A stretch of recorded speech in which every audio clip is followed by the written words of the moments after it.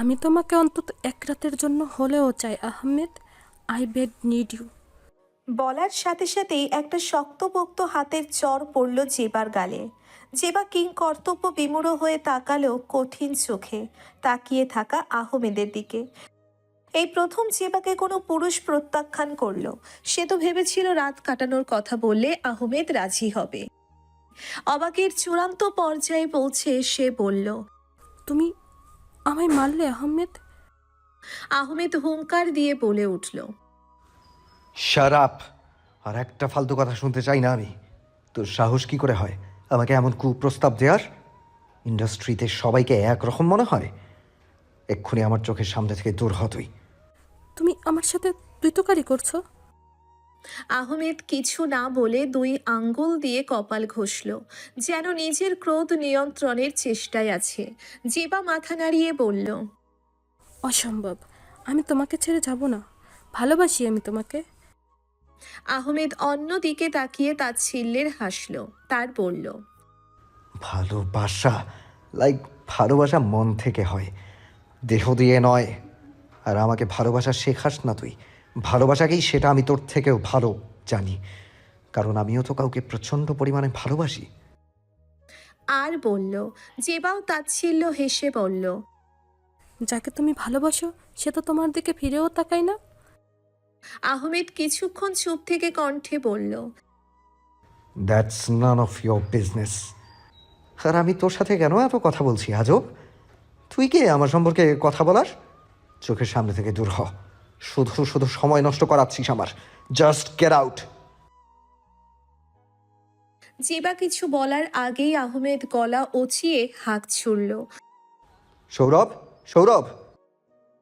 সৌরভ হলো আহমেদের খুব বিশ্বস্ত একজন সহকারী। বলা যেতে পারে একাধারে আহমেদের ম্যানেজার, অ্যাসিস্ট্যান্ট, আবার বডিগার্ড। গত 3 বছর ধরেই সে আহমেদের জন্য কাজ করে যাচ্ছে। সৌরভ এতিম হওয়ায় আহমেদ গায়ক হওয়ার পর তার ভরণ পোষণের দায়িত্ব নিয়েছিল, আবার কাজও দিয়েছিল। এই কারণেই সৌরভ আহমেদকে খুব শ্রদ্ধা করে। খুব বিশ্বস্ত হওয়ায় সে আহমেদের সমস্ত ব্যক্তিগত কথা জানে। এমনকি সে এখন আহমেদের জন্য জীবনটাও দিতে প্রস্তুত। এতক্ষণ সৌরভ দরজার বাইরেই দাঁড়িয়ে জেবা আর আহমেদের কথা শুনছিল, কিন্তু ভয়ে ভেতরে যেতে পারেনি। সে তো জানেই আহমেদের রাগের কথা। আহমেদের ডাক শুনে সৌরভ কিছুক্ষণ সময় নিয়ে ভেতরে যায়, যাতে আহমেদ ভাবে সে অনেক দূরে কোথাও ছিল। হুড়মুড় করে ঢুকেই সৌরভ বলল, আমায় ডেকেছিলেন স্যার? আহমেদ আঙ্গুল দিয়ে জেবাকে দেখিয়ে দিয়ে বলল, আমার স্টুডিওতে এই মেয়েকে ঢোকার পারমিশন দিয়েছো কেন? সৌরভ জানে এই জেবাকে আহমেদ একদম সহ্য করতে পারে না, তাও জেবার চোরাচুরিতে সে বাধ্য হয়েছে। আসলে জেবা হলো একজন অভিনেত্রী, কিন্তু খুব একটা সফল সিনেমা সে করতে পারেনি।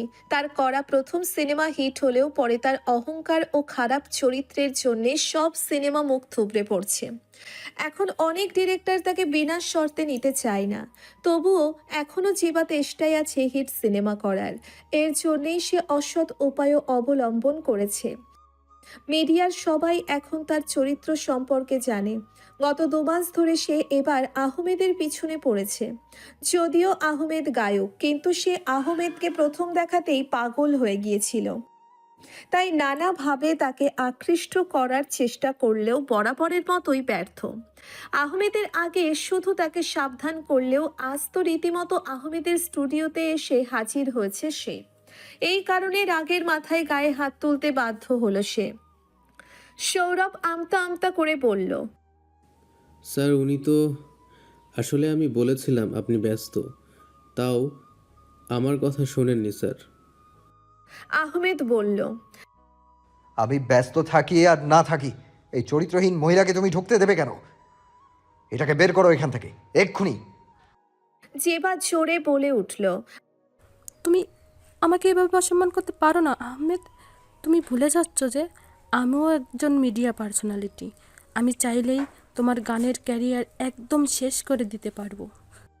আহমেদ তার কথায় পাত্তা না দিয়ে সৌরভকে উদ্দেশ্য করে বলল, তোমার এই মাসের অর্ধেক বেতন কাটা, সৌরভ। সৌরভ করুণ চোখে তাকালো। সে তো জানে যে আহমেদ কখনোই এই কাজ করবে না, শুধু তাকে ভয় দেখানোর জন্যেই এসব বলছে। গত 3 বছরে এই কথা সে 1000 বার শুনেছে, কতবার এমন হুমকি পেয়েছে, কিন্তু মাস শেষে সর্বদাই পুরো বেতন হাতে পেয়েছে, বরং মাঝে মাঝে বিনা কারণে বোনাসও পায় সে। কিন্তু আহমেদের রাগের কথা মাথায় রেখে সে দ্রুত কয়েকজন ফিমেল স্টাফদের ডাকলো এবং জেবাকে স্টুডিও থেকে বার করালো। আহমেদ তার চেয়ারে চোখ বুজে গা এলিয়ে বসে পড়ল। তার কানে এখন জেবার বলা একটা কথাই বাজছে।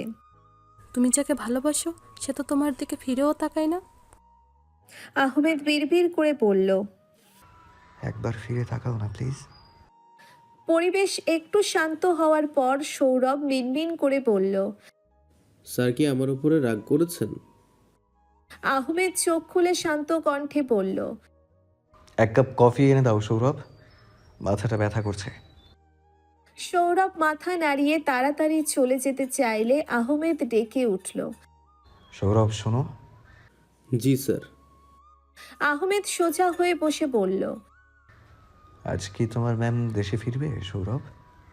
সৌরভ কিছুক্ষণ চুপ থেকে একটু নমনীয় হয়ে বলল। জি স্যার, ওদিকে খোঁজ নিয়েছিলাম। রিয়াদ ভাইয়ের সাথে কথা হয়েছে আমার, একটু পরে নাকি ম্যাম ল্যান্ড করবে। আহমেদ কিছু একটা ভেবে বলল। গাড়ি বের করো, প্রডিউসারকে বলে দাও যে আমি কাল উত্তরার কনসার্টের পর গান রেকর্ডিং করব। এখন ক্লান্ত লাগছে, বাড়িতে যেতে যাচ্ছি। সৌরভ মাথা নেড়ে বলল। Okay sir. এই সকালে মিষ্টি রোদের মাঝে এয়ারপোর্টের সামনে দাঁড়িয়ে আছে নাহিদ। হাতে তার একটা ফুলের বুকে আর কিছু, আর এক হাতে ঝুলে আছে একটা সুন্দর হরেক রকম ফুলের মালা। চতুর্থবারের মতো হাতের ঘড়ির দিকে তাকিয়ে নাহিদ বলল। ম্যাডাম কি প্লেনের ভিতরে মারপিট শুরু করলো নাকি? গাড়ির ভিতর থেকে রিয়াদ ফোন স্ক্রল করতে করতে বলল। ম্যাডামের সামনে বলি সেটা কপালের ঠিক মাঝ বরাবর গুলি করে দেবে। নাহিদ একটা ঢোক গিলে বলল। আর ভয় দেখাস না ভাই, এমনিতে ভয় আছি। ড্রাইভিং সিটের পাশে বসে থাকা নোরা সরল কণ্ঠে বলে উঠল। তোমরা এভাবে বলছো কেন? ম্যাডাম কি অনেক রাগী? রিয়াদ একটা দীর্ঘশ্বাস ফেলে বলল। না, রাগী বলতে তেমন না, আসলে ম্যাডাম অনেক ভালো আর নরম মনের একজন। বাইরে থেকে শক্ত হলেও ভেতর থেকে উনি আমাদের থেকেও নরম, কিন্তু প্রকাশ করেন না। নাহিদ উৎফুল্ল কণ্ঠে বলে উঠল। যেমন নারকেল। তিনজনে একসাথে হেসে উঠল। রিয়াদ নোরাকে উদ্দেশ্য করে বলল। তুমি তো নতুন, ম্যাডামের সাথে তো কাজ করনি, কয়েকদিন থাকো, তারপর বুঝতে পারবে। প্রথম প্রথম একটু ভয় লাগবে, কিন্তু পরে ঠিক বলবে যে ম্যাডামের মতো ভালো মানুষ দুটো নেই। তাদের কথার মাঝেই এয়ারপোর্ট থেকে বেরিয়ে এলো অহনা। তাকে আসতে দেখেই নাহিদ বলল। কি রে, খবর নিলি? অহনা গাড়ির হেলান দিয়ে বলল। আর 5 মিনিটের মধ্যেই ল্যান্ডিং হবে। আসলে ফ্লাইট টেক অফ করতে নাকি লেট হচ্ছিল। এটা শুনেই রিয়াদ ফোন পকেটে ঢুকিয়ে গাড়ি থেকে বের হলো। নোরাও বের হলো। অহনার দিকে তাকিয়ে নাহিদ বলল। কি রে অহনা, তুই আবার মুখটা এমন ঝুলে রেখেছিস কেন? অহনা ছোট্ট একটা শ্বাস ফেলে বলল। টেনশন হচ্ছে রে, ম্যাডামের জন্য খুব টেনশন হচ্ছে। রিয়াদ অহনার মাথায় গাঁটটা মেরে বলল। তোর আবার কিসের টেনশন? তুই তো ম্যাডামের সবচেয়ে বিশ্বস্ত আর পছন্দের। ম্যাডাম কত বিশ্বাস করে তোকে। অহনা বলল। না রে, সেটা না, আসলে খবর পেলাম জেকে নাকি গত পরশু। রিয়াদ অবাক হয়ে বলল। কি, জাভেদ রায়হান দেশে এসেছে? নোরা ভাবুক হয়ে বলল। জাভেদ রায়হানটাকে? অহনা চোখ বড় বড় করে তাকিয়ে রিয়াদকে বলল। দেশে ফিরেছে। আসতে কি করছিস তুই? পুরো নাম নিচ্ছিস কেন? পাবলিক প্লেস এটা, যে কেউ শুনে ফেলবে। নাহিদ ভয়ে বলল। সর্বনাশ করেছে রে। এই খবর কি ম্যাডাম পেয়েছে? অহনা ঠোঁট ভিজিয়ে বলল, হয়তো বা পেয়েছে। আর এই কারণেই ম্যাডাম ওখানকার কেস পেন্ডিং রেখেই দেশে ফিরেছে। না হলে এত তাড়াতাড়ি তো আসার কথা ছিল না। রিয়াদ মাথা চুলকে বলল, যাহ বাবা, আমি তো ভেবেছিলাম ম্যাডাম মনে হয় স্যারের জন্য দেশে ফিরেছেন। সৌরভকেও খবরটা দিলাম, ভাবলাম অবশেষে মান অভিমানের পালা শেষ হবে। অহনা বলল। আহমেদ স্যার। রিয়াদ বলল, হ্যাঁ, তাছাড়া আর কে? অহনা দুদিকে মাথা নেড়ে বলল, ম্যাডামকে 3 বছর ধরে চিনি রে রিয়াদ, এত সহজ হবে না। স্যার দেশে আসার 1 সপ্তাহ পরেই তো ম্যাডাম কেসের অজুহাতে পাকিস্তানে গেল। আর এই যে এখনই খবর পেয়ে দেশে আসছে, না হলে আরও দেরিতে আসতো। তবে স্যার যেহেতু এখন ঢাকাতেই আছে, তাই কিছু একটা হতেই পারে। স্যার তো ম্যাডামের থেকে কম না, আর কিছু হলেও মন্দ হবে না, আমি খুশিই হব। নাহিদ বলল, আর এমনিতেও যে কে এর দেশে আসার খবরে যদি ম্যাডাম দেশে এসে থাকে, তাহলে আর দেশের বাইরে যাবে না। তাই আহমেদ স্যারের জন্য একটা সুবর্ণ সুযোগ। নুরা উৎফুল্লে বলে উঠল, আহমেদ মানে জনপ্রিয় গায়ক সাদ আহমেদ রহমান। রিয়াদ বলল, উনি। ওনার গান আমার খুব পছন্দের। নুরার চোখ চকচক করে উঠল। ও মাই গড, উনি তো আমার ফেভারিট সিঙ্গার। এত জোশ কণ্ঠ, দেখতেও যা হট। হায়, আমি তো বারবার প্রেমে পড়ে যাই। আমার 2 বছরের ক্রাশ উনি। রিয়াদ খুব খুব করে কেশে উঠল। সে তো উনি আমারও খুব পছন্দের, কিন্তু এখনো সব ক্রাশ ট্রাশ বাদ দাও, বুঝলে? ভুলে যাও। প্রেম তো দূরের কথা, যা এখানে বললে তা আর ভুলেও উচ্চারণ করো না। নাহিদ হেসে বলল, বিশেষ করে ম্যাডামের সামনে তো ভুলেও আহমেদ স্যারের কথা বলো না, আজকে তোমার চাকরি খেয়ে ফেলবে। আবার যদি শুনে প্রেমে পড়েছো, তাহলে মনে করো দুনিয়াতে তোমার আর জায়গা নেই। এখন আবার জানতে চেও না যে কেন, আস্তে আস্তে সব জানবে। নুরা এবার ফিসফিস করে বলল, এই জাভেদ রায়হানটা আবার কি? অহনাপু। অহনা ছোট শ্বাস ফেলে বলল, কিছুদিন যাক, জানতে পারবে। আজ আগে ম্যাডামকে ভালো করে অবজার্ভ করো। এখন থেকে তো আমাদের সাথেই ম্যাডামের হয়ে কাজ করতে হবে। নোরা বাধ্যের মতো মাথা নাড়ল। সপ্তাহখানেক হয়েছে সে সিক্রেট পুলিশ টিম এসএআর গ্রুপে জয়েন করেছে। পুলিশে জয়েন করার সাথে সাথেই তাকে তার যোগ্যতার ভিত্তিতে এই গ্রুপে নিয়োগ করা হয়েছে। সবাই তার দিকে অনেক সিরিয়াস। তাদের কথা বলার মধ্যেই কিছুক্ষণ পর ফ্লাইট ল্যান্ডিং এর অ্যানাউন্সমেন্ট শোনা গেল। সবাই খুব দ্রুত সজাগ হয়ে উৎসুক দৃষ্টিতে তাকিয়ে রইল এয়ারপোর্টের দিকে। রিয়াদ নিজের শার্টের কলার ঠিক করলো। অহনা নিজের চুল বেঁধে নিল। এদিকে নাহিদ তো দাঁত কেলিয়ে ফুলের মালাটা উঁচু করে রাখলো। ম্যাডাম আসলেই এই ফুলের মালা দিয়ে আমন্ত্রণ জানিয়ে ম্যাডামকে খুশি করাটাই তার মূল উদ্দেশ্য। এয়ারপোর্টের স্বয়ংক্রিয় দরজা খুলতেই ধীরে ধীরে বাইরে পা রাখে এক রমণী, যার চোখে আত্মবিশ্বাসের ঝলক, কিন্তু আড়ালে লুকিয়ে থাকা আন্ডার কভার পরিচয়ের গোপন গাম্ভীর্য। সে এয়ারপোর্টের স্বচ্ছ দরজা দিয়ে বেরিয়ে এলে সূর্যের আলো তার মুখে পড়ে। সাদা শার্টে তাকে যেন আরো দৃঢ় ও আত্মবিশ্বাসী দেখাচ্ছে। শার্টের সিম্পল পরিপাটি কাট আর তার ওপর খাপে খাপে বসা বডি ফিটের ডিজাইন তার ব্যক্তিত্বকে আরো জোরালো করে তুলেছে। হাতে ধরা কালো ট্রলিং লাগেজের হ্যান্ডেল ধরে সে দৃঢ় পায়ে সামনে এগিয়ে চলে গেল, যেন তার প্রতিটি পদক্ষেপেই আত্মবিশ্বাসের ছাপ ফুটে উঠেছে। চুলগুলো ঘাড়ের নিচে পর্যন্ত বিনা ঝামেলায় সেট করা, যা তার কার্যক্ষমতা ও পেশাগত মনোভাবের প্রতিফলন। তার চোখে এক অদম্য তীক্ষ্ণতা, যেন যে কোনো পরিস্থিতিতে সামাল দিতে সে সম্পূর্ণ প্রস্তুত। চারপাশের মানুষের ভিড় তাকে প্রভাবিত করতে পারে না। তার ফোকাস স্পষ্ট। তার স্ট্রং পার্সোনালিটি আশেপাশের সবার দৃষ্টি আকর্ষণ করে। কেউ তার দিকে তাকালে নীরব সম্মান আর মুগ্ধতা চোখে পড়ে। তার হাঁটা, তার শরীরের ভাষা, সব কিছুতেই দৃঢ়তা আর আত্মবিশ্বাসের এক গভীর ছাপ। হ্যাঁ, এই রমণীই হলো আন্ডার কভার টিমের লিডার জে রোজা। অহনা দ্রুত গতিতে এগিয়ে যায়, তার পিছু পিছু সবাই আসে। সবাই রোজার কাছে এসে একসাথে বলে। Good morning ma'am. রোজা চোখের সানগ্লাসটা খুলে মুচকি হেসে বলে। গুড মর্নিং গাইস, কি অবস্থা সবার? রিয়াদ হেসে বলে। খুব ভালো ম্যাডাম, আপনাকে দেখে তো আরও ভালো লাগছে।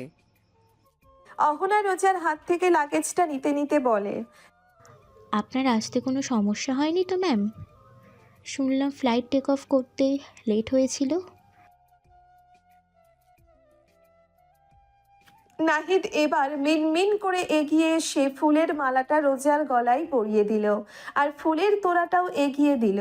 রোজা হাসি মুখে বলল। না, সমস্যা হয়নি। নাহিদ মাথার চুলকে হাসলো। এইবার রোজার চোখ গেল নোরার ওপর। নোরাকে দেখিয়ে রোজা ভ্রু কুঁচকে অহনাকে বলল। তুমি আর বড় হলে না নাহিদ। রিয়াদ বলল। অহনা এবার বলল। রোজা বলল। অহনা বলল। রোজা ভ্রু কুঁচকে বলল। রোজা মাথা নেড়ে বলল। এই মেয়েটা হ্যাঁ ম্যাডাম, গত সপ্তাহে জয়েন করেছে আমাদের টিমে, নতুন মেম্বার। নাম হলো নূরা, বাড়ি সিলেটে। ম্যাম, আপনি যে নতুন একজনকে নিতে বলেছিলেন, এই কারণে নুরাকে নিয়েছি। আমাদের থেকে একটু জুনিয়র, কিন্তু খুব দক্ষ। আমার মনে হয় ওর কাছে আপনি নিরাশ হবেন না। ভালো করেই যাচাই করেছো তো? ইয়া ম্যাম, শিওর। আর ওর মধ্যে অনেক দক্ষতা রয়েছে যা আমাদের মধ্যে খুব একটা নেই। যেমন?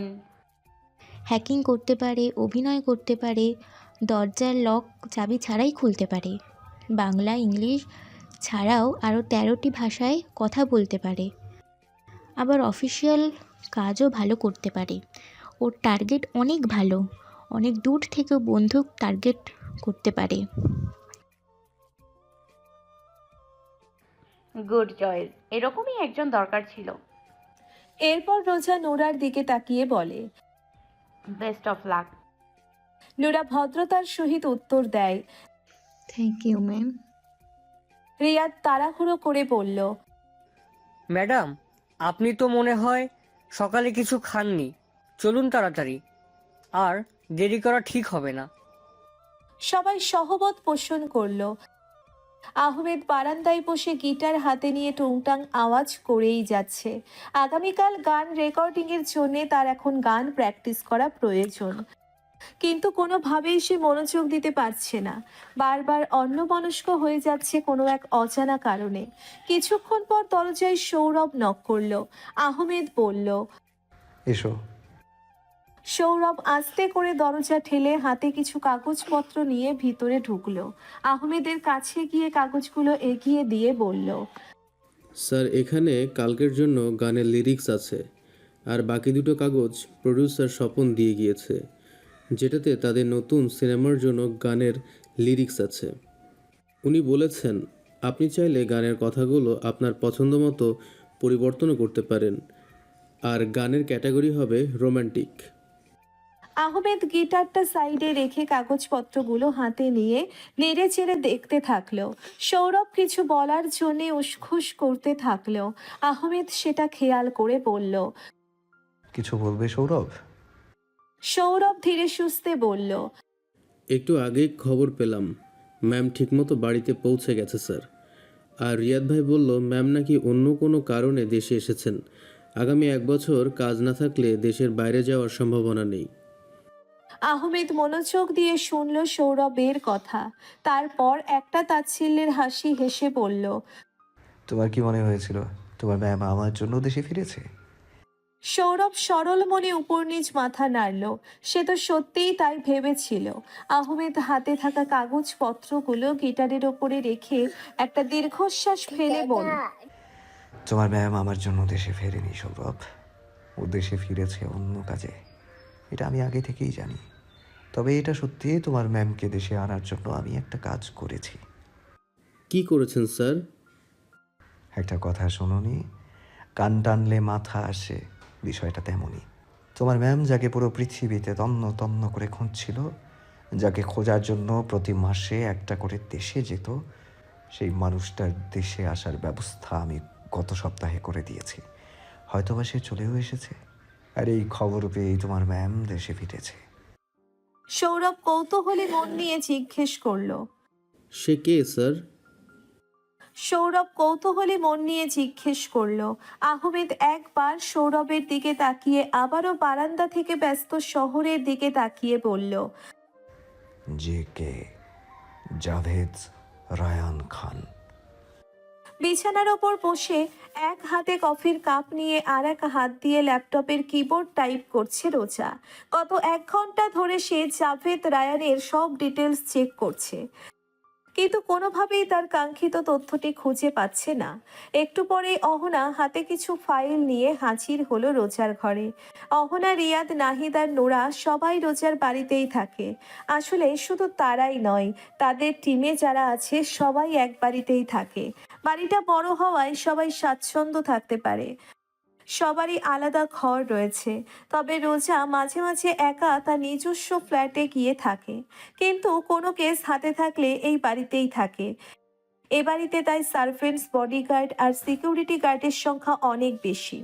অহনা হাতে থাকা ফাইলগুলো রোজার বিছানার পাশে দিয়ে বলল, ম্যাম, আপনার অনুপস্থিতিতে আমরা সাধ্য মতন কেস সলভ করেছি, কিন্তু কয়েকটা কেস একটু বেশি কমপ্লিকেটেড, এগুলো পেন্ডিং রয়েছে। রোজা কফির কাপে একটা চুমুক দিয়ে ফাইলগুলোর দিকে তাকিয়ে বলল, কয়টা রয়েছে? ম্যাম, 6টা। রোজা ল্যাপটপে টাইপ করতে করতেই বলল, আমাকে কেসগুলোর মূল থিমগুলো বলো। Sure ma'am. বলেই অহনা ফাইলগুলো হাতে নিয়ে রোবটের মতো বিরতিহীনভাবে বলতে থাকলো। Case number 1, suicide case. Train থেকে ঝাঁপ দিয়ে আত্মহত্যা করেছে, কিন্তু পরিবারের দাবি এটা মার্ডার। রোজা কফির কাপে চুমুক দিয়ে বলল, নেক্সট। কেস নাম্বার 2, লাশ পাওয়া গেছে, লাশের বুকে ছুরি মারা হয়েছে, কিন্তু আশেপাশে কোথাও অস্ত্র পাইনি। কেস নাম্বার 3, ড্রেনে একটা লাশ পাওয়া গেছে, লাশটা অনেক দিনের, এই কারণে চেহারা নষ্ট হয়ে গেছে, পরিচয় পাওয়ার জন্য তেমন কিছুই পাইনি। আর কেস 4, 5 একই, চুরির কেস। হাই স্কুলের এক টিচারের বাড়িতে আর একজন ব্যাংকারের বাড়িতে একই রাতে চুরি হয়েছে। আর কেস নাম্বার 6, একই বাড়িতে থাকা কলেজ পড়ুয়া 2 ভাইকে খুন করা হয়েছে। রোজা কফির কাপে চুমুক দিয়ে বলল, এখানে আমার কাছে কমপ্লিকেটেড মনে হয়েছে শুধু দুটো কেস। একটা হলো ড্রেনে পাওয়ার লাশ, আর একটা ট্রেন থেকে ঝাঁপ দিয়ে আত্মহত্যা। এই দুটো কেস আমি দেখব, কিন্তু বাকি কেসগুলো তোমরা 4জন সামলাবে, এগুলো একটু সহজ। কফির কাপটা সাইডে রেখে রোজা বলল, ম্যাম, আমরা তো চেষ্টা করেছিলাম, কোনো ক্লু পাইনি।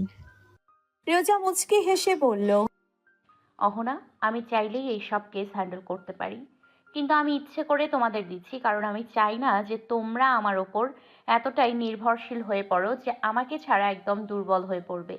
আমার অনুপস্থিতিতেও তোমরা যেন দক্ষতার সাথে কাজ করতে পারো, সেটাই আমি চাই। মনে করো বাই এনি চান্স আমি কোনো বিপদে পড়লাম বা আমার কিছু হয়ে গেল, তখন তোমরা কি হাত গুটিয়ে বসে থাকবে? আমাকে বাঁচানোর চেষ্টা করবে না?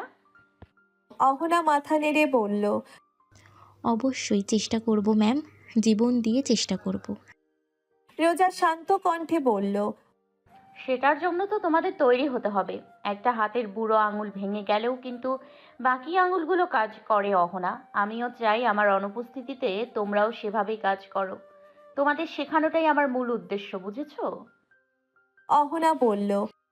জি ম্যাম, বুঝতে পেরেছি। রোজা বলল, এই কেসগুলোর মধ্যে সবচেয়ে সহজ কেস হলো চুরির দুটো কেস। আমাদের যেই নতুন মেয়েটা এসেছে নুরা, তাকে এই কেসগুলো হ্যান্ডেল করতে দেবে। তোমরাও সাহায্য করো, কিন্তু ওর দক্ষতা কাজে লাগাতে দেবে। আমি দেখতে চাই তোমরা পারো কি না। Sure ma'am. রোজা আবারও ল্যাপটপে কাজ করতে শুরু করলো। অহনা কৌতূহলী হয়ে জিজ্ঞেস করলো। ম্যাম, আপনি কি খুঁজছেন তখন থেকে? রোজা চিন্তিত স্বরে বলল। জেকে এদেশে ফিরে আসার কারণটা খুঁজছি অহনা। দেশে তো ওর এখন কোনো কাজই নেই, তাহলে কেন ও দেশে আসলো? এভাবে নিজে থেকে শিকারির ফাঁদে পা দেওয়ার মতো অত গাধা তো ও নয়।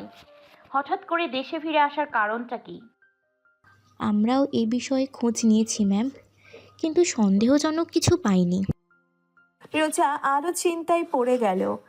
নিশ্চয়ই কোনো ঘাপলা আছে এর পেছনে, যে করেই হোক তাকে জানতে হবে। কনসার্টের প্রস্তুতি চলছে, বাইরের সুরের ঢেউয়ের সঙ্গে ভক্তদের উন্মাদনা ছড়িয়ে পড়েছে। আহমেদ আয়নার সামনে দাঁড়িয়ে আছে, তার চোখে আনন্দ ও উদ্বেগের ছাপ। কনসার্টের মঞ্চে ওঠার মুহূর্ত এর জন্য তার হৃদয়ে একটানা ঢেউ খেলাচ্ছে। একটু পর সৌরভ জ্যাকেট নিয়ে হাজির হলো আহমেদের মেকআপ রুমে। সৌরভ এসেই হাস্য উজ্জ্বল কণ্ঠে বলল। স্যার, আপনাকে তো অনেক সুন্দর লাগছে আজ। আহমেদ আয়না দিয়ে তার দিকে তাকিয়ে একটু হাসল শুধু। সৌরভ জ্যাকেটটা আহমেদের দিকে এগিয়ে দিল। আহমেদ সেটা হাসি মুখে পড়ল। সৌরভ একটু পর্যবেক্ষণ করে বলে উঠল। স্যার, একটা কথা বলি। আহমেদ বলল। বলো, জিজ্ঞেস করার কি আছে? সৌরভ একটু ইতস্তত ভাব নিয়ে বলল। আপনাকে আজকে তো অনেক খুশি দেখাচ্ছে স্যার। এমনটা হওয়ার কারণ জানতে পারি? আহমেদ তার দিকে এক পলক তাকালো। সৌরভ অপ্রস্তুত ভঙ্গিতে বলল। না মানে, আপনি তো কয়েকদিন ধরে অনেক আপসেট ছিলেন। এমনকি গান রেকর্ডিংয়ের সময়ও আপনি গোমরা মুখে থাকতেন। আজ একটু খুশি খুশি দেখছি আপনাকে। আহমেদ ড্রেসিং টেবিল থেকে ঘড়িটা হাতে পড়তে পড়তে বলল। হ্যাঁ সৌরভ, ঠিক ধরেছ। আজ আমি অনেক খুশি, কারণ আজ তোমার ম্যামকে আমার সামনে আসতেই হবে। সে আজ আমাকে দেখতে বাধ্য। বলেই আহমেদ একটা রহস্যময় হাসি দিল। সৌরভ কিছু না বুঝে শুধু তাকিয়ে রইল। হুড়মুড় করে রোজার ঘরে ঢুকতে গিয়ে ঠাস করে মাথায় জোরে একটা বাড়ি খেলো অহনা। বিরক্তির সূচক শব্দ করে উঠতে গেলেই সামনে রিয়াদকে দেখে চুপসে গেল সে। মিনমিন করে বলল। সরি রে, আমি দেখতে পাইনি। রিয়াদ ভ্রু কুঁচকে বলল। এভাবে রকেটের গতিতে আসছিলি কেন? অহনা মাথা ঘষতে ঘষতে তাড়াহুড়ো করে বলল। আর বলিস না রে, একটা সেই খবর পাইছি। যদিও খবরটা বাসি, তাও এখনই ম্যামকে জানানোটা খুব দরকার। এই কারণে এক্সাইটমেন্ট ধরে রাখতে পারিনি। কি খবর? আমিও একটু শুনি। ভেতরে চল, ম্যামের সামনেই বলছি। দুজন মিলে একসাথে ভেতরে আসার পর অহনা আস্তে করে রোজাকে ডেকে বলল। ম্যাম, একটা খবর আছে। রোজা সোফায় বসে কাজ করছিল। অহনার কথা শুনে উঠে দাঁড়িয়ে বলল। কি খবর বলো। ম্যাম, আসলে জাবেদ রায়ানের দেশে ফিরে আসার কারণটা মনে হয় পেয়ে গেছি। রোজা ভ্রু কুঁচকে বলল। মানে? ম্যাম, গত সপ্তাহে জাবেদ রায়ানের মিরপুরে 21টা ফ্যাক্টরিতে আগুন লেগে গেছিল, আর আগুনের উৎস কেউ জানে না। এছাড়া ধানমন্ডির বাড়িতেও কেউ আগুন দিয়েছিল। অনেক টাকা লোকসান হয়ে গেছে ম্যাম, প্রায় 67 কোটি টাকার মতন হবে। আর আমার মনে হয় এই কারণেই হয়তো ও দেশে ফিরেছে। যতই হোক, টাকার সম্পর্কে সে তো আবার অনেক সিরিয়াস। রোজা মাথা নেড়ে বলল। মনে হয় না অহনা, আমি শিওর ও এই কারণেই তাহলে দেশে ফিরেছে। কিন্তু তোমরা এই খবর আগে কেন জানতে পারোনি? আমি তো তোমাদের খোঁজ রাখতে বলেছিলাম। রিয়াদ আমতা আমতা করে বলল। ম্যাম, আমরা আসলে কেসগুলো নিয়ে খুব চিন্তায় ছিলাম, আর অফিসিয়াল অনেক কাজ ছিল। আবার ওইদিকে ওই শালা টাকলা, না মানে এসআইটা খুব জ্বালাচ্ছিল। এসব ব্যস্ততার মধ্যেই এই কারণে। রোজা হাত উঠিয়ে তাকে থামিয়ে দিল। রিয়াদও দমে গেল। সে তো জানেই রোজা এসব অজুহাত পছন্দ করে না। অহনা আবার বলে উঠল, ম্যাম, আমার মনে হচ্ছে কেউ ইচ্ছে করে এই কাজ করেছে। না হলে জাবেদ রায়ানের এতটাও কেয়ারলেস হবে বলে মনে হয় না। রোজা কিছু বলল না। তার মাথায় এখন অন্য এক চিন্তা ঘুরছে। আগুন লাগার বিষয়টা তার কাছে খুব ঘোলাটে লাগছে। রোজাকে এভাবে মগ্ন দেখে রিয়াদ আর অহনা একে অপরের দিকে চাওয়াচাই করলো। জাভেদ রায়ানের খোঁজ না রাখার কারণে তারা কি শাস্তি পাবে নাকি আবার? একটু পর নাহিদ ও নোরা এসে হাজির হলো তাদের মাঝে। নোরা বলল, ম্যাম, গাড়ি বের করেছি, আমরা এখনই বের হতে পারি। নোরার কথা শুনে রিয়াদ বলল, গাড়ি বের করা মানে? ম্যাম কোথাও যাবেন নাকি? রোজা ফোন হাতে নিয়ে বলল, হুম একটু থানা থেকে ঘুরে আসি, আর তোমাদের ওই টাকলাটাকে একটু টাইট দিয়ে আসি। ওদিকের কাজগুলো ঠিক হলো কিনা, ওদিকের কাজগুলো ঠিকমতো হচ্ছে কিনা সেটাও তো জানতে হবে, আর আমার নিজেরও কিছু কাজ আছে। রোজার মুখে এসআইকে টাকলা বলা শুনে রিয়াদ মুচকি হাসলো। অহনা বলল, ম্যাম, আমিও যাই। রোজা বলল, হুম তুমি নুরা আর নাহিদ আমার সাথে চলো, আর রিয়া তুমি পেন্ডিং কেসগুলোর কাজ শুরু করো। আগামী 7 দিনের মধ্যে অন্তত একটা কেস ক্লোজ করা চাই। বিশাল স্টেডিয়াম ভর্তি হাজারো দর্শক উন্মুখ হয়ে অপেক্ষা করছে আহমেদের আগমনের জন্যে। স্টেজের উপরে ঝুলছে রঙিন আলো। একবারে নীরব স্টেজ, কিন্তু দর্শকের গর্জন ক্রমশ বাড়ছে। তাই একসাথে ধ্বনি তুলতে থাকে, আহমেদ আহমেদ। নির্দিষ্ট সময়ের কিছু আগে স্টেজের আলো ধীরে ধীরে কমে আসে। এক মিষ্টি সুর বাজতে শুরু করে এবং সেই সুরের সাথে মিশে যায় দর্শকদের উত্তেজনা। হঠাৎ স্টেজের মাঝখানে একটা আলোর ঝলকানি হয় এবং ধোঁয়ার ভেতর থেকে বেরিয়ে আসে আহমেদ। তার গায়ে চকচকে কালো জ্যাকেট, চোখে সূর্য গ্লাস। মাইক্রোফোন হাতে নেওয়ার সাথে সাথেই দর্শকের চিৎকারের তীব্রতা দ্বিগুণ হয়ে যায়। অন্যদিকে শহরের রাস্তাগুলো জমজমাট, রাস্তায় গাড়ির দীর্ঘ লাইন, ভক্তদের তাড়া আর যানজট। রোজা বিরক্তিকর মুখ নিয়ে গাড়িতে বসে ফোন স্ক্রল করছে। সেই 20 মিনিট ধরে ট্রাফিক জ্যামে আটকে আছে।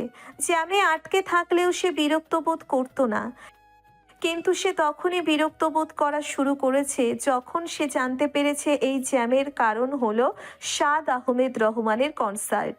রোজা বিড়বিড় করে বলে উঠল, এই লোকের জন্য আমার সব কিছুতে দেরি হয়, এই লোকের জন্যই আমার প্রত্যেক কাজে এভাবে বাধা পড়ে। এদিকে নোরার মনটা খুশখুশ করছে। সে আহমেদের অনেক বড় ফ্যান, এভাবে আহমেদের কনসার্ট শুনতে পাচ্ছে, কিন্তু সেই কনসার্টে অংশগ্রহণ করতে পারছে না ভেবে তার মনটা ভেঙে চুরমার হয়ে যাচ্ছে। গাড়ির লুকিং গ্লাস থেকে একবার সে রোজাকে দেখে নেয় আর মনে মনে ভাবে, ম্যাম, যদি না থাকতো তাহলে আমি দৌড়ে কনসার্টে চলে যেতাম। রোজা সঠিক সময় পৌঁছতে চায়, কিন্তু যানজটের কারণে তা সম্ভব হচ্ছে না। তার মেজাজ খারাপ হচ্ছে আর একটা কারণে। এই গাড়িতে বসেই সে আহমেদের কণ্ঠ শুনতে পাচ্ছে। ক্ষুব্ধ মনে সে মনে মনে আহমেদের দিকে তাকিয়ে ইচ্ছে মতো গালাগালি করে। কিছুক্ষণ পর আর সহ্য করতে না পেরে রোজা গাড়ি থেকে নেমে পড়ে। রোজাকে নামতে দেখে নোরাও অহনা একে অপরের দিকে তাকায়। নাহিদ বলে ওঠে, ম্যাম, নেমে পড়লেন যে? রোজা বলল, আমি এখানে দাঁড়িয়ে আছি, তোমরা একটু কনসার্ট দেখে এসো যাও। এভাবে ট্রাফিক জ্যামে আটকে থেকে লাভ নেই, তার থেকে বরং কনসার্টটা এনজয় করে আসো। রোজার কথা শুনে অহনার মুখটা একদম হা হয়ে যায়। এটা কিভাবে সম্ভব? সে কি স্বপ্ন দেখছে? রোজার এই কথা বলতে পারছে? অহনার এমন তাকানো দেখে রোজা সিরিয়াস কণ্ঠে বলে উঠল, আমি তোমাদের যেতে বলেছি, আমি যাব না। তাছাড়া নুরা তো ওই গায়ককে পছন্দ করে, যাও এনজয় করে আসো। আর এমনিতেও এই জ্যামের মধ্যে আমি থানায় এখন যেতে পারবো না। নুরা উৎফুল্লে লাফিয়ে উঠে হুড়মুড় করে গাড়ি থেকে বের করে রোজাকে বলে, ma'am, thank you so much. Ahona একটু আমতা আমতা করে বলে, ম্যাম, আপনি কিভাবে জানলেন যে নুরার? কথা শেষ হওয়ার আগেই রোজা বলে উঠল, তুমি হয়তো ভুলে যাচ্ছ অহনা, যে আমার গ্রুপে কোনো মেম্বারকে নেয়ার আগে বা নেয়ার পরে হলেও আমি তার সমস্ত খুঁটিনাটি তথ্য জেনে নিই। নোরা দাঁত দিয়ে জিভ কেটে বলল, ম্যাম আসলে আমি ওনার অনেক বড় ফ্যান। আর উনি তো কোনো ক্রিমিনাল না। ওরা সবাই আমাকে বলেছিল যে আপনি নাকি ওনাকে পছন্দ করেন না, এই কারণেই আপনাকে কিছু বলিনি। রোজা মুচকি হেসে বলল। যাও তোমরা, আমি এখানে দাঁড়িয়ে রয়েছি। নাহিদ বলে উঠল। ম্যাম আপনিও চলুন না, গান শুধু শুনবো। রোজা প্রকুচকে তাকালো। নাহিদ আবারও বলল, ম্যাম আপনি শুধু গান শুনবেন, ওই গায়কের দিকে তাকানোর দরকার নেই তো। অহনাও সহমত পোষণ করলো। অনেক জোর জবরদস্তি করে সবাই মিলে রোজাকেও নিয়ে গেল কনসার্টের দিকে। আহমেদ গিটার হাতে নিয়ে ব্যান্ডদের ইশারা করলো। শুরু হলো মিউজিক। मिलने है मुझसे आई, फिर जाने क्यों तन्हाई, किस मोड़ पे है लाई आशिकी। ओ खुद से है या खुदा से, इस पल मेरी लड़ाई, किस मोड़ पे है लाई आशिकी। ओ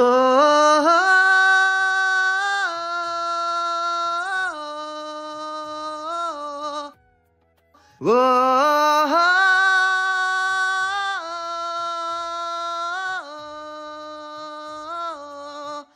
आशिकी बाजी है ताश की, टूटते बनते विश्वास की। ओ मिलने है मुझसे आई, फिर जाने क्यों तन्हाई, किस मोड़ पे है लाई आशिकी।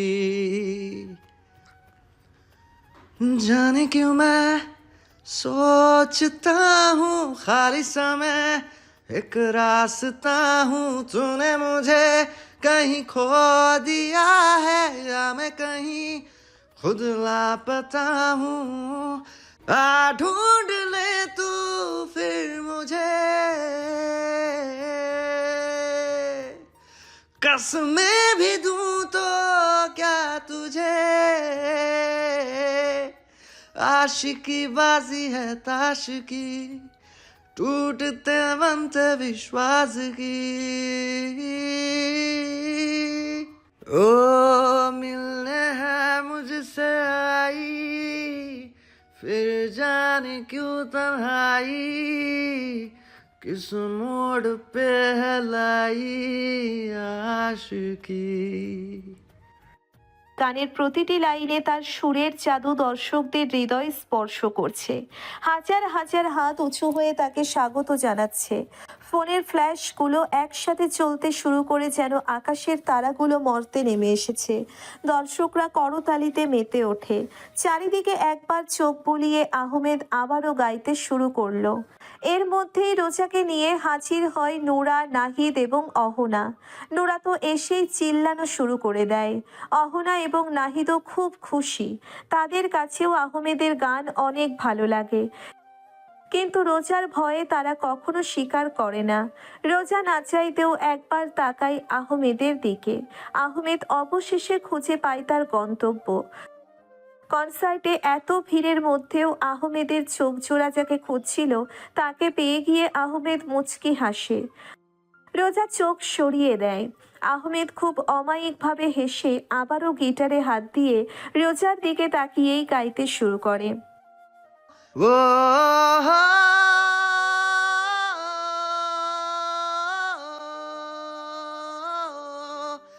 आशिकी बाजी है ताश की, टूटते बनते विश्वास की।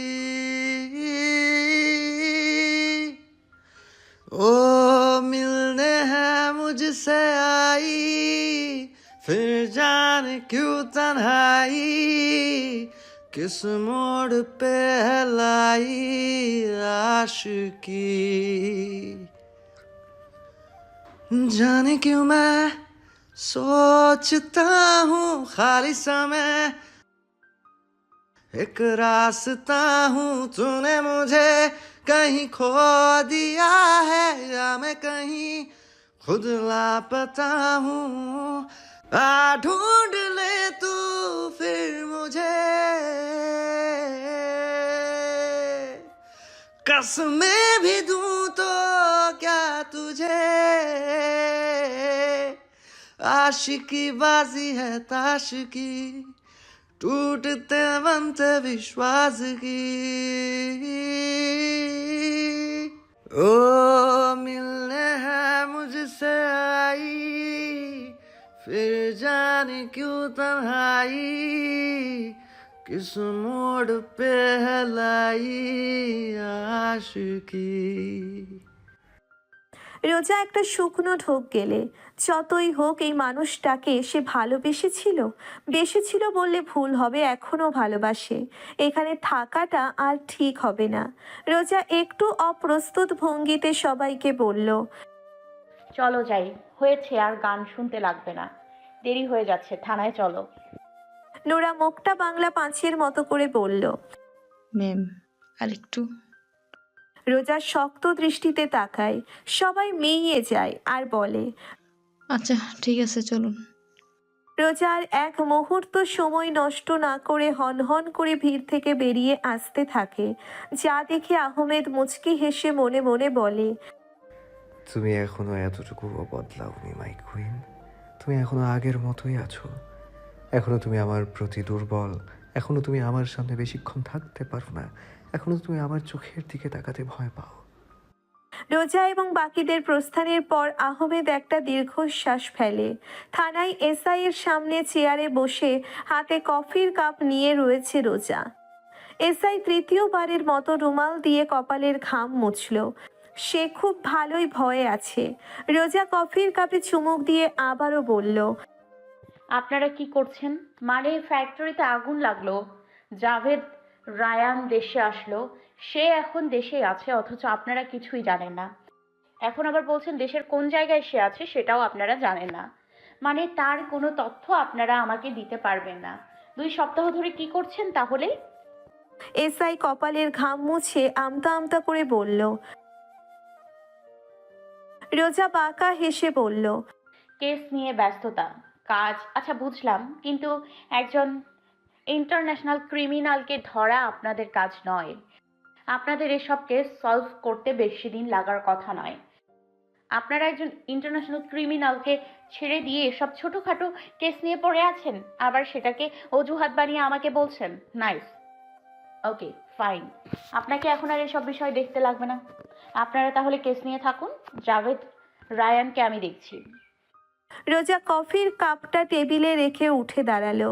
থানা থেকে বের হওয়ার আগে সে আবারও এসআইয়ের দিকে তাকিয়ে বলল, যেহেতু আপনারা জাভেদ রায়হানের কেসটা দেখছেন না, সেহেতু বাকি কেসগুলো যাতে যথাযথভাবে ক্লোজ হয় এই বিষয়ে দায়িত্বটাও আপনার।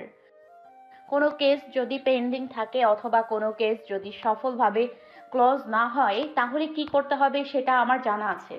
ভালো থাকবেন, আসছি। বলেই রোজা এবং বাকিরা হনহন করে থানা থেকে বেরিয়ে পড়ল। তারা বেরিয়ে পড়ার পর এসআই একটা স্বস্তির শ্বাস ফেলল। দেখুন ম্যাডাম, শুধুমাত্র আপনার কথাতেই আমি অনেক চেষ্টা করেছি, কিন্তু আমি পারিনি। আমার চেষ্টার মধ্যে তো কোনো রকম অবহেলা ছিল না। রোজা ঠান্ডা চোখে তাকিয়ে রইল কিছুক্ষণ। একটু আগে সে সিআইডি অফিসার মিস্টার আকরাম চৌধুরীর সাথে দেখা করতে এসেছে। পাকিস্তান যাওয়ার আগে সে এই অফিসারকে জাভেদ রায়ান সম্পর্কে সমস্ত তথ্য বের করার দায়িত্ব দিয়েছিল। আকরাম চৌধুরীর কথা শুনে রোজা একটু হেসে বলে উঠল, আপনারা কি শুরু করেছেন বলুন তো? এই জাভেদ রায়ান সম্পর্কিত কোনো কিছুই দেখছি আপনাদের কাছে সিরিয়াস না। আমি যাকে এই বিষয়ে বলছি সেই বলছে পারেনি, পারছে না, সম্ভব না। এমন কেন বলুন তো? রোজার কথা শুনে আকরাম চৌধুরী একটু দমে গেলেন। অপ্রস্তুত ভঙ্গিতে বললেন, ম্যাম প্লিজ এভাবে বলবেন না। আমি একজন সিআইডি অফিসার, এটা আমারও কাজ। শুধু শুধু আমি কেন এটা অবহেলা করব আপনি বলুন। রোজা ভ্রুকুচকে বলল, সেটা তো আপনারাই ভালো বলতে পারবেন, কিন্তু আমি আপনাদের কাজে কোনো রকম সিরিয়াসনেস দেখতে পাচ্ছি না। এ পর্যায়ে আকরাম চৌধুরী চুপ থাকলেন। রোজা বাঁকা হেসে চেয়ার থেকে উঠে পড়ল। এরপরে আকরাম চৌধুরীকে উদ্দেশ্য করে বলল, আপনি আমার কোনো কাজেই ঠিকমতো করতে পারেননি। কেন পারেননি সেটাও আমি বুঝতে পারছি না। যাই হোক, শেষবারের মতো একটা কাজ দিচ্ছি, সেই কাজটা করে দিলে খুশি হব। আকরাম চৌধুরী বিনয়ের সাথে বলল। বলুন ম্যাম, কি করতে হবে? রোজা বলল। জাভেদ রায়ান দেশে ফিরেছে, কারণ দেশে তার ফ্যাক্টরিগুলোতে আগুন লেগেছে। ৬৭ কোটি টাকা লস। এখন আপনার কাজ হলো কে বা কারা জাভেদ রায়ানের ফ্যাক্টরিগুলোতে আগুন লাগিয়েছে তাদেরকে খুঁজে বের করা। আকরাম চৌধুরী ভ্রুকুচকে বলল। কিন্তু ম্যাম, এটা জেনে আমাদের কি লাভ? রোজা আবারও বাঁকা হেসে বলল। শত্রুর শত্রু বন্ধু হয় জানেন তো।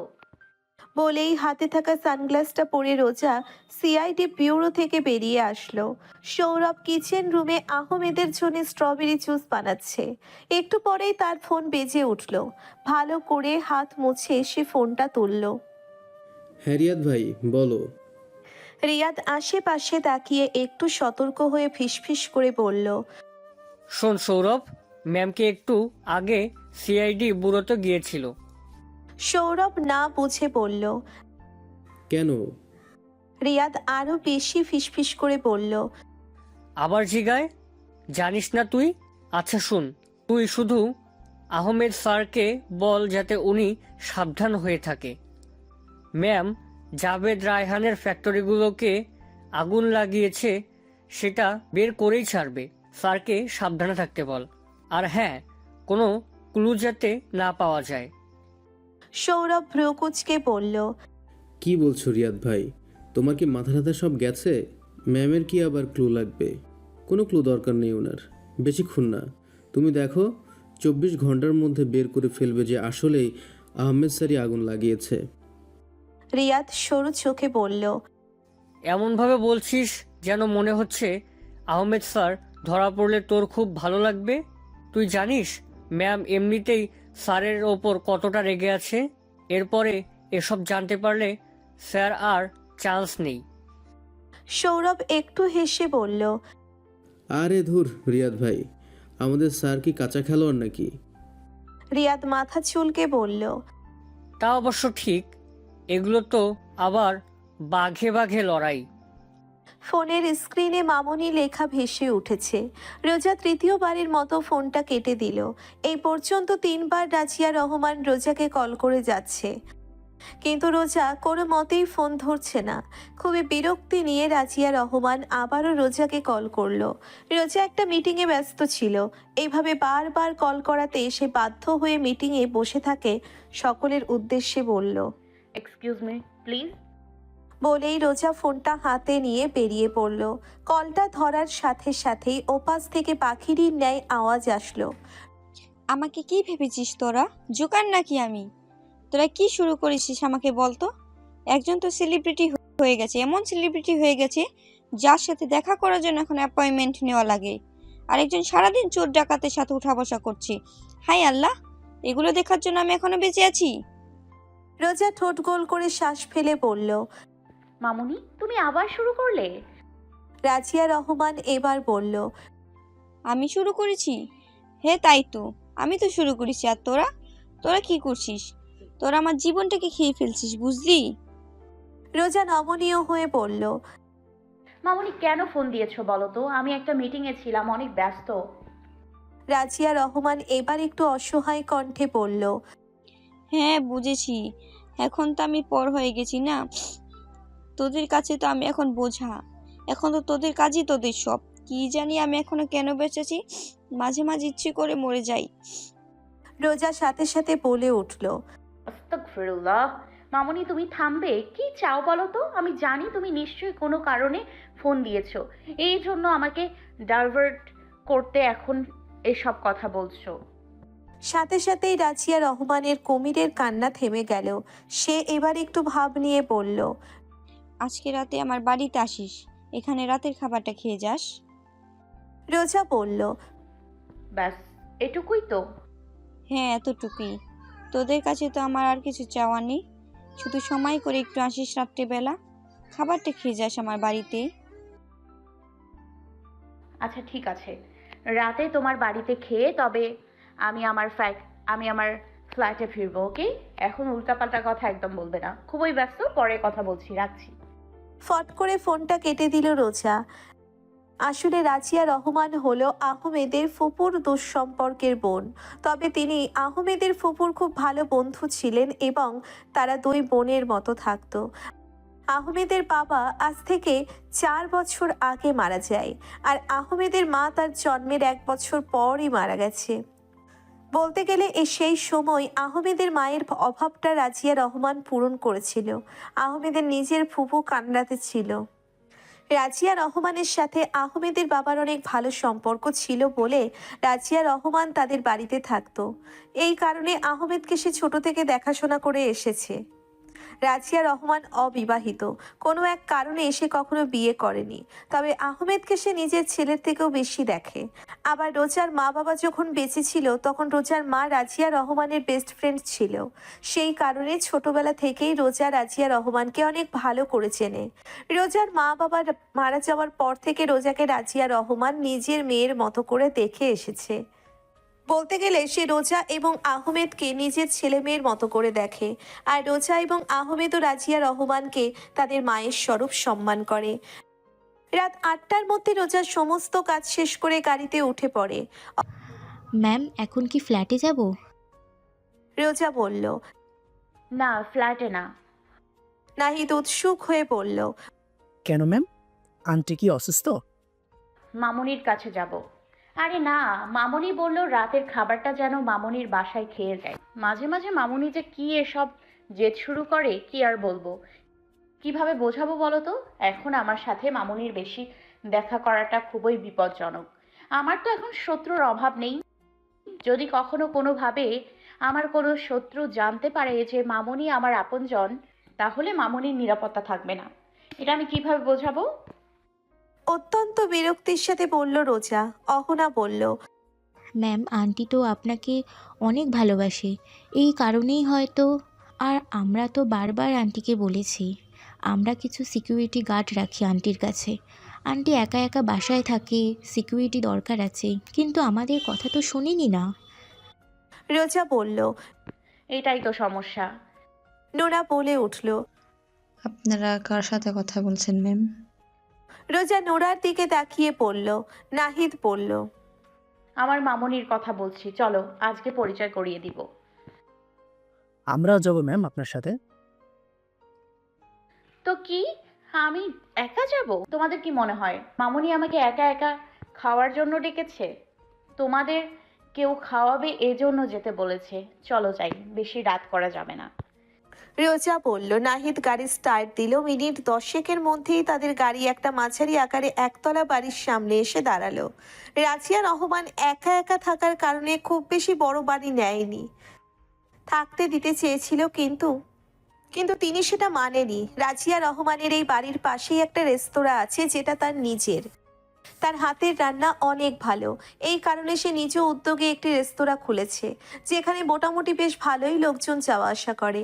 সবাই গাড়ি থেকে নেমে পড়ল। গাড়ি থেকে নামার পর রোজা নাহিদকে বলল। গাড়িটা ঠিকঠাক সাইড করে রাখো।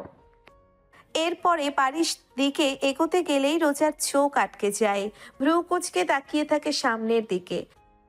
রোজার পিছু পিছু অহনাও এসে রোজাকে এমন স্তম্ভ হয়ে দাঁড়িয়ে থাকতে দেখে সে সামনে তাকিয়ে দেখে যে বিষয়টা আন্দাজ করতে পেরে অহনা মনে মনে বলল।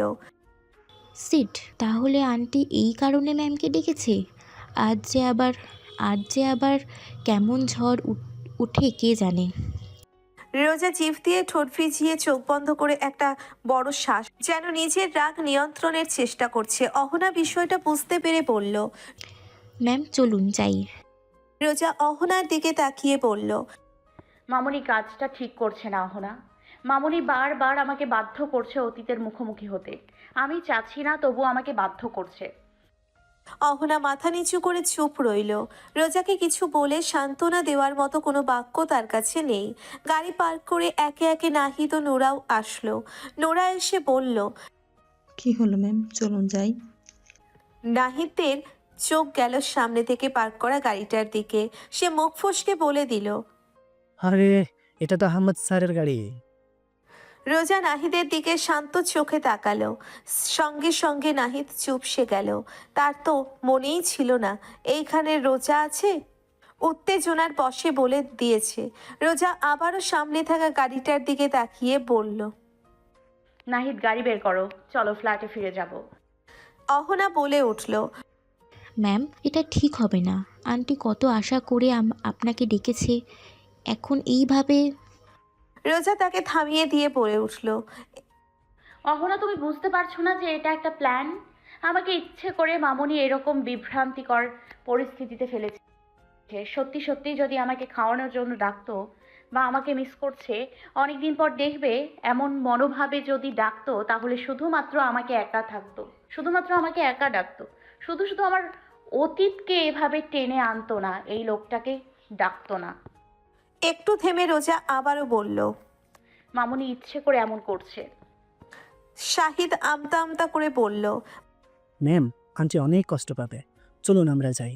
আপনাকে স্যারের সাথে কোনো কথা বলতেই হবে না। আমরা জাস্ট যাব, টেবিলে বসবো, খাবো, আন্টির সাথে কথা বলবো, চলে আসবো, ব্যাস। আর কিছু লাগবে না। আন্টির কথা একবার অন্তত ভাবুন। নাহিদের কথাই যুক্তি আছে। রাজিয়া রহমানের কথা ভেবে রোজা নিজেকে ধাতস্থ করলো। তারপরে সবার উদ্দেশ্যে বলল, চেয়েছিলাম আজকে একটু অনেক বেশি সময় কাটাবো মামুনির সাথে, কিন্তু এখন সেটা আর আজকে হচ্ছে না। গিয়ে খাওয়া দাওয়া করে চলে আসবো, বেশিক্ষণ থাকবো না বলে দিলাম। রোজার কথাই মাঝে উপর নিচ মাথা ফাঁকিয়ে সম্মতি দিল। সে যেতে হয়েছে, এটাই অনেক। আহমেদ আরাম করে সোফায় বসে আছে, হাত দুটো পাথর পিছনে, চোখেও একটা তীব্র আত্মবিশ্বাস নেই। তার বসার ভঙ্গি দেখেই বোঝা যায় সে এখানে বসার একেবারেই অভ্যস্ত, যেন বাড়ির মালিকই সে, অথচ এই বাড়িতে তার কোনো অধিকার নেই। মনে মনে আহাদ আহমেদ বলল, কিসের অধিকার নেই? অবশ্যই অধিকার আছে। মামুনি বলেছিল এই বাড়ি রোজার নামে লিখে দেবে।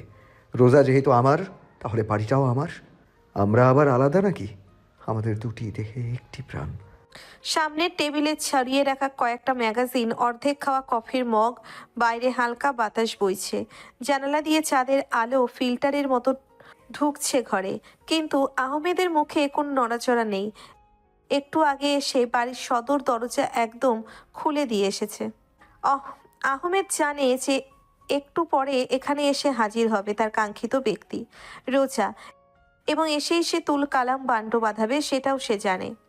একটু আগে রাজিয়া রহমান আহমেদকে কফি খেতে দিয়ে রান্না করতে গিয়েছে, আর যাওয়ার আগে সতর্ক করে বলে গিয়েছে, রোজা আসলে ওর সাথে একদম খাটতারামি করবি না সাদ। মেয়েটা অনেকদিন পর আমার বাসায় আসছে, এমনিতেই তোকে দেখলে রেগে যাবে। আহমদ খুব ভালো মদ নিয়ে বলে ফেলেছে, মামুনি, তুমি টেনশন নিও না তো। তোমার বান্ধবীর মেয়েকে কিভাবে টাইট দিতে হয় সেটা আমার খুব ভালো করে জানা আছে, কিন্তু ভালোবাসি দেখে কিছু করতে পারছি না। না হলে কবে ওকে মাথায় তুলে এক আছাড় মারতাম। আহমেদের চিন্তা ভাবনার মাঝেই মুহূর্তেই দরজা খুলে বাড়িতে প্রবেশ করে রোজা। দৃঢ় পদক্ষেপ ঘরে ঢুকেই আবারও থমকে যায় সে। আহমেদ তীক্ষ্ণ চোখে তাকিয়ে রইল। ক্লোজার কি? নাহিদ ও অহনা আহমেদকে দেখেই যেন খুব খুশি হলো। তারা প্রথম থেকেই আহমেদকে অনেক পছন্দ করে। প্রথমত তার গানের অনেক বড় ফ্যান। এরপরে যখন তাদের সাথে পরিচয় হয়েছে, তখন আহমেদের অমায়িক ব্যবহার তারা সবাই মুগ্ধ হয়েছিল। নুরা তো লাফাতে গিয়েও রোজার দিকে তাকিয়ে আর লাফাতে না। আসসালামু আলাইকুম স্যার, কেমন আছেন? শ্রোতা ওদের দুজনের এমন ভদ্রতা দেখে নাক কুচকালো। এত অভদ্রতা দেখানোর কি আছে? আহমেদ সুন্দর করে হেসে বলল, খুব ভালো আছি, আলহামদুলিল্লাহ। তোমরা কেমন আছো? সবাই হাসি মুখে বলল। নুরা একটু মিনমিন করে বলল, স্যার, আমি আপনার অনেক বড় ফ্যান, আমাকে একটা অটোগ্রাফ দিবেন? রোজা ভ্রুকুচকে তাকালো নুরার দিকে, কিন্তু সে তো রোজার সেই দৃষ্টি দেখতে পেল না। আহমেদ বলল, শিওর, কেন নয়? শুধু অটোগ্রাফ কেন, ফটোগ্রাফও নিয়ে যাও। নুরা যেন আহ্লাদে আটখানা হয়ে গেল। সে টই টই করে আহমেদের কাছে গেল। আহমেদ সোফা থেকে উঠে দাঁড়ালো। নুরা তার কোটোর পকেট থেকে একটি ছোট নোটবুক বের করলো। বের করলো, এরপর একটি বল একটি কলম আহমেদের দিকে এগিয়ে দিল। আহমেদ সুন্দর করে একটা অটোগ্রাফ দিয়ে দিল। স্যার আমার নাম জানলেন কিভাবে? ম্যাজিক। আহমেদ মুচকি হেসে বলে, আসলে তুমি যখন আমাদের গ্রুপে জয়েন্ট হয়েছিলে তখন আমি স্যারকে জানিয়েছিলাম তোমার কথা। আসলে নতুন কেউ জয়েন হলে বা আমাদের গ্রুপে কোনো কিছু হলে আমরা স্যারকে সব জানাই। রোজা সাথে সাথে ফট করে তাকালো অহনার দিকে। বিষয়টা বুঝতে পেরে অহনা তো এবার একটা শুকনো ঢোক গিলল না। রোজা বিড়বিড় করে বলল,